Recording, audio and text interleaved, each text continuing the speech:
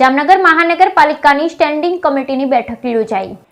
જામનગર મહાનગરપાલિકાની સ્ટેન્ડિંગ કમિટીની બેઠક યોજાઈ, જેમાં જામનગર શહેર વિકાસ કાર્યો માટે 552 કરોડ 54 લાખ રૂપિયા મંજૂર કરવામાં આવ્યા.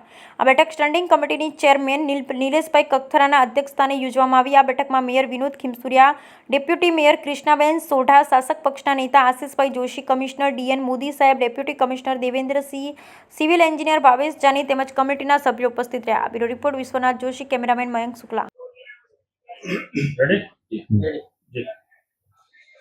આજરોજ મળેલ જામનગર મહાનગરપાલિકાની સ્ટેન્ડિંગ કમિટીમાં રેગ્યુલર 20 અને ચેર ઉપરથી 7 એમ કુલ 27 એજન્ડામાંથી એક એજન્ડા રીટેન્ડર કરવામાં આવેલ છે અને 26 એજન્ડા જે એ મંજૂર કરવામાં આવેલ છે.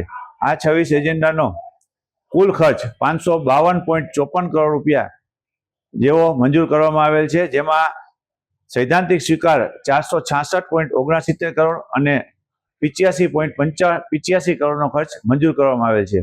આ જે ખર્ચ મંજૂર કરવામાં આવેલ છે તેમાં જામનગર શહેરની અંદર ટીપી સ્કીમ 5 ની અંદર અદ્યતન ટાઉન હોલ તેમજ પાર્ટી પ્લોટ ડેવલપ કરવા માટેનો ખર્ચ 36.97 કરોડ મંજૂર કરવામાં આવેલ છે. તેમજ એક એસટીપી પ્લાન્ટ કે જે નાઘેડી પાસે નો ખર્ચ એસટીપી પ્લાન્ટ છે એ મંજૂર કરવામાં આવેલ છે, જે 10 MLD ની કેપેસિટીનો એસટીપી પ્લાન્ટ બનાવવા જશે, જેનો ખર્ચ 22.77 કરોડ મંજૂર કરવામાં આવેલ છે. આ ઉપરાંત માનનીય સંસદ સભ્ય શ્રી પૂનમબેન માડમની 100% ગ્રાન્ટ અંતર્ગત સમસ્ત સતવારા સમાજ જ્ઞાતિ શૈક્ષણિક ટ્રસ્ટ સંચાલિત કન્યા છાત્રાલયમાં પ્રાર્થના હોલ બનાવવાનો ખર્ચ પણ મંજૂર કરવામાં આવેલ છે.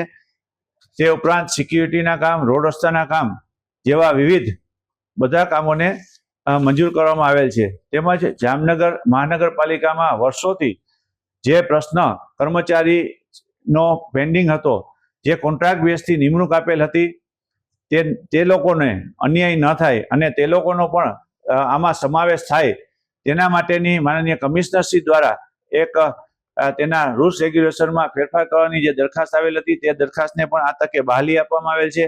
આ ઉપરાંત આજે જામનગર શહેરમાં જે ઢોરને પકડવામાં આવે છે તે પકડવા બાદ આપણે કચ્છની અંદર જે ગૌશાળા છે તેની અંદર મોકલવાનો જે ટ્રાન્સપોર્ટેશનનો ખર્ચ છે તેને પણ 2000 ઢોરનો ટ્રાન્સપોર્ટેશનનો ખર્ચ આજરોજ મળેલ સ્ટેન્ડિંગ કમિટીમાં મંજૂર કરવામાં આવેલ છે. આમ અલગ અલગ કુલ 27 માંથી 26 કામોના એજન્ડાને બહાલી આપવામાં આવેલ છે.